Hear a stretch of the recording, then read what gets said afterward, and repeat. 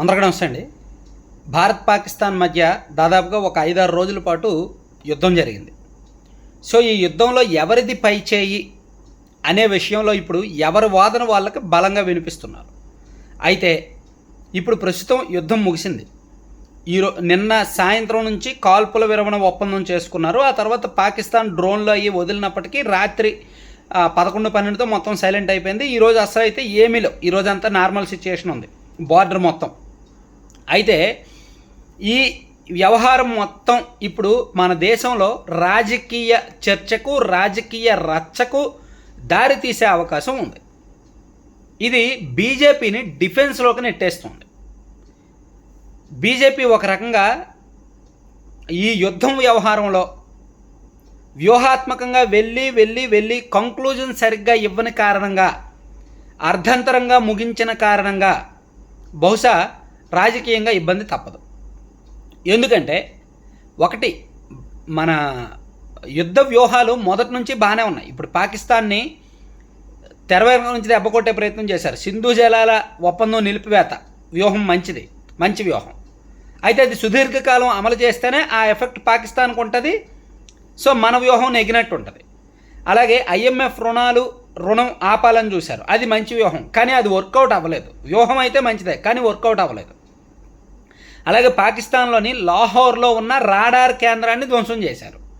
So దానివలన ఆ signalling వ్యవస్థ ఒకటి దెబ్బతింటుంది అని. సో ఇట్లా వ్యూహాత్మకంగా వెళ్ళారు. కానీ యుద్ధం జరిగిన ఈ 3-4 రోజులు, చివరి 3 రోజులు, లాస్ట్ 3-4 డేస్ చూసుకుంటే పాకిస్తాను అటాక్ మోడ్లో వచ్చింది, మనం డిఫెన్స్ మోడ్లో వెళ్ళాం. అంటే పాకిస్తాను ప్రతిరోజు ప్రతి గంటకి కూడా డ్రోన్లు పంపించడం, క్షిపణులు పంపించడం, మనమేమో వాటిని అడ్డుకోవడం, వాటిని డిస్ట్రాయ్ చేయడంతో సరిపోయింది. అంటే మన ఆత్మరక్షణ కోసం మనం యుద్ధం చేసాం, మన ప్రజల భద్రత కోసం మనం యుద్ధం చేసాం. అది యుద్ధం చేయడం అంటారా, లేదా పాకిస్తాన్ చేస్తున్న యుద్ధాన్ని అడ్డుకోవడం అంటారా? సో అంటే సింపుల్గా ఇద్దరి చేతిలో కర్రలు ఉన్నాయి. ఒకడు కర్రతో దబ్బా కొడుతూనే ఉన్నాడు, ఇంకొకడు తన చేతిలో ఉన్న కర్రతో ఆ కర్ర దెబ్బ తగలకుండా అడ్డుకుంటున్నాడు, కానీ తిరిగి కొట్టే ప్రయత్నం చేయట్లా. సో అది ఇండియా చేసింది. అయితే ఇది ఒక రకంగా మంచిదే. పాకిస్తాన్తో యుద్ధం చేస్తే నిజంగా నేను చాలా వీడియోలో చెప్పాను, ఇప్పుడు కూడా చెప్తున్నా, గట్టిగా 10 రోజులు చాలు. 10 రోజులు ఒకవేళ యుద్ధం జరిగితే పాకిస్తాన్ ఖచ్చితంగా కాళ్ళ బేరానికి రావాల్సిందే, చితికిలు పడాల్సిందే. పాకిస్తాన్ దగ్గర ఉన్న సైనిక శక్తి సరిపోదు, ఆయుధ శక్తి సరిపోదు, ఏ రకమైన శక్తి కూడా మన ఇండియాతో ఉన్న సంపత్తితో సరిపోదు.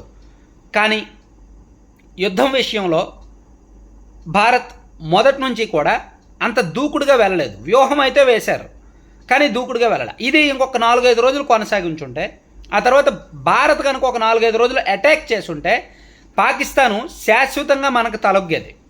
అంటే నేను ఇక్కడ చెప్పేది ఏంటంటే, మంచి ఓపెనింగ్ ఇచ్చారండి, కానీ కంక్లూజన్ సరిగ్గా ఇవ్వలేదండి. మంచి వ్యూహాత్మకమైన ప్రారంభం ఉందండి యుద్ధానికి, పాకిస్తాన్తో యుద్ధానికి. కానీ ఇప్పుడు కంక్లూజన్ సరిగ్గా లేని కారణంగా పాకిస్తాన్దే పై చేయి ఇంటర్నేషనల్ లెవెల్లో మంది ఒక రకంగా మన పరువు పోయినట్టే. టు బి ఫ్రాంక్, పాకిస్తాన్ ప్రధానమంత్రి అఫీషియల్గా ప్రెస్ మీట్ పెట్టి చెప్తున్నాడు, మేమే గెలిచామని. వాళ్ళు అలా చెప్పుకోవడానికి కారణం ఏంటి? వాళ్ళు ఎక్కువ డ్రోన్లు వదిలేరు. మన వాళ్ళు ఆ డ్రోన్ల నుంచి తప్పించుకోవడానికి మన టైం అంతా అయిపోయింది. సో ఇది అంటే మేబీ మన మన సైనిక బలగాలు, మన అధికారులు, మన విదేశాంగ శాఖ, రక్షణ శాఖ అధికారులు రోజుకి 2 సార్లు 3 సార్లు ప్రెస్ మీట్లు పెట్టి మనం ఇచ్చేసాం, పాకిస్తాన్ని అలా చేసాం, పాకిస్తాన్ని ఇలా చేసాం, పాకిస్తాన్లో అది డిస్ట్రాయ్ చేసాం, పాకిస్తాన్లో ఇది డిస్ట్రాయ్ చేసామని చెప్పుండొచ్చు కాక, వాళ్ళు 500 డ్రోన్లు వదిలేరు, మనం ఆపేసాము, వాళ్ళు 100 డ్రోన్లు వదిలేరు, మనం ఆపేసాము, వాళ్ళు అక్కడ దాడి చేశారు, మనం అడ్డుకున్నాము, వాళ్ళు ఇక్కడ దాడి చేశారు, మనం అడ్డుకున్నామని చెప్పుండొచ్చు కాక. సో అది గొప్పతనమా? అది విజయం కిందకు వస్తుందా? సో యుద్ధం అంటే గెలుపు ఎవరిది అనే దానికంటే నైతికంగా, రాజకీయంగా, ప్రజల పరంగా, ప్రజల కోణంలో చూస్తే అసలు యుద్ధం మొదలైన సమస్య తీరకుండా, పరిష్కారం అవ్వకుండా, సరైన కంక్లూజన్ రాకుండా, అర్ధంతరంగా కాల్పుల విరమణకు ఒప్పుకోవడం మంచిదే. కానీ ప్రస్తుతానికి ఇప్పుడు వరకు జరిగిన యుద్ధంలో అయితే మాత్రం బీజేపీ రాజకీయంగా డిఫెన్స్లోకి వెళ్ళిపోయింది. ఒకవేళ ఈ ఉగ్రవాదులను మనకు అప్పగించాలి అనే డిమాండ్ పెట్టి అది సాధించుకోకపోతే, జాగ్రత్తగా వినండి, ఇప్పుడు 2-3 డిమాండ్లు ఉంటాయి. ఒకటి, ఉగ్రవాదులను మనకి అప్పగించి శాశ్వతంగా పాకిస్తాన్లో ఉగ్రవాద స్థావరాలు ఉండకూడదు, అది ఒక డిమాండ్. ఆ డిమాండ్కి పాకిస్తాన్ను ఒప్పించి వాళ్ళని మన దేశానికి తీసుకురావాలి. అలాగే పీఓకే సమస్యను శాశ్వతంగా పరిష్కరించాలి. ఈ రెండు జరగకపోతే బీజేపీకి రాజకీయంగా దెబ్బే.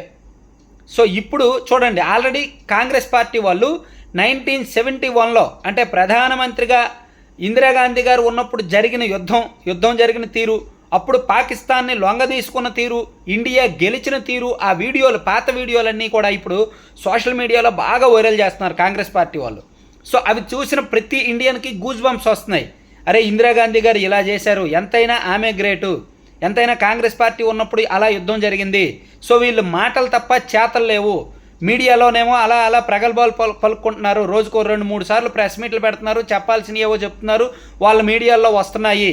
కానీ అక్కడ సరిహద్దులో ఏమీ కౌంటర్ అటాక్ లేదు, మనం డిఫెన్స్లోనే ఉన్నాం, యుద్ధం జరిగినంతకాలం మనం ఆత్మరక్షణలోనే ఉన్నాం అని సగటు భారతీయుడు, సగటు కామన్ సెన్స్తో ఆలోచించేవాడు అదే అనుకుంటున్నాడు అనమాట. సో చివరికి అంటే కంక్లూజన్లో ఇంత చెప్తున్నాను కదా, నేను చెప్పేది ఏంటంటే పీఓకే సమస్య విషయంలో అండ్ ఉగ్రవాదుల్ని మనకు అప్పగించే విషయంలో ఇండియా కనుక కాంప్రమైజ్ అవ్వకుండా పాకిస్తాన్తో ఎక్కడి వరకైనా వెళ్తే అప్పుడు దీనికి అర్థవంతమైన ముగింపు ఉంటుంది. లేకపోతే మాత్రం నిరర్ధక ముగింపే, కంక్లూజన్ సరిగ్గా లేనట్టే, అది బీజేపీకి రాజకీయంగా చాలా పెద్ద దెబ్బే. బహుశా దీన్ని చాలా కాలం గుర్తుపెట్టుకుంటారు మన భారతీయులు. ఎందుకంటే ఇప్పుడున్న సోషల్ మీడియా, ఇప్పుడున్న వీడియోలు, ఇప్పుడు వచ్చిన స్టేట్మెంట్లు, ఇప్పుడు పాకిస్తాన్ వాళ్ళు మాట్లాడిన మాటలు, ఇప్పుడు జరిగిన తీరంతా ఒక 10-15 సంవత్సరాల మైండ్లో నిక్షిప్తమైపోద్ది. పైగా ఇది బీజేపీ రాజకీయంగా వాడుకునే ప్రమోట్ చేస్తున్నారు. బీజేపీ ఆంధ్రప్రదేశ్ అఫీషియల్ ట్విట్టర్లో ఒక పోస్ట్ కూడా పెట్టారు, ఏది ఓటు వేయండి అని సంథింగ్, అంటే ఇలాంటి పార్టీయే దేశంలో అధికారంలో ఉండాలి కాబట్టి ఈ పార్టీనే మీరు ఎప్పుడు గెలిపించండి అని చెప్పి బీజేపీకి ఏదో ప్రమోట్ చేస్తున్నట్టు రాజకీయంగా వాడుకోవడానికి వాళ్ళు ఒక పోస్ట్ కూడా పెట్టారు. సో బీజేపీ రాజకీయంగా వాడుకోవడానికి ఇందులో ఏమీ లేదు, ఏమీ సాధించింది ఏమీ లేదు. ఈ నష్ట నివారణ చర్యల కోసం, సో నష్టం జరుగుతుంది కాబట్టి నష్ట నివారణ చర్యల కోసం ఇప్పటికిప్పుడు ప్రధానమంత్రి నరేంద్ర మోదీ గారు ఒక మెసేజ్ రిలీజ్ చేసి, మేము దానికి ఒప్పుకోము, మాకు పీఓకేనే ప్రధాన మార్గము, మాకు ప్రధాన పరిష్కారము, మేము అప్పుడే యుద్ధం ముగిసిపోలేదు, అప్పుడే ఆపరేషన్ సింధూర్ క్లోజ్ అవ్వలేదని చెప్పి ఓ స్టేట్మెంట్లు ఇస్తున్నారు. ఎందుకంటే బీజేపీకి డ్యామేజ్ ఉంది అని తెలుసుకొని, దేశవ్యాప్తంగా ప్రజల్లో బీజేపీ పట్ల ఆగ్రహం పెరిగింది అని తెలుసుకొని, కాంగ్రెస్ పార్టీ వాళ్ళు వదిలిన వీడియో ఒకటి సోషల్ మీడియాలో బాగా వైరల్ అయింది అని తెలుసుకొని ఇప్పుడు బీజేపీ వాళ్ళు కొంత ప్రయత్నం చేస్తున్నారు. కానీ మేబీ ఈ ఓవరాల్గా జరిగిన ఈ యుద్ధం కావచ్చు, ఇది రాజకీయంగా చర్చ జరిగితే, పార్లమెంట్లో చర్చ జరిగితే ఖచ్చితంగా బీజేపీ వాళ్ళు సమాధానం కూడా చెప్పలేరు. పార్లమెంట్లోనే కాదు, పబ్లిక్లో కూడా ఇప్పుడు వరకు జరిగిన తీరులో బీజేపీ డిఫెన్స్లోకి వెళ్ళిపోయినట్టే, సమాధానం చెప్పే పరిస్థితి కూడా ఉండదు. Thank you.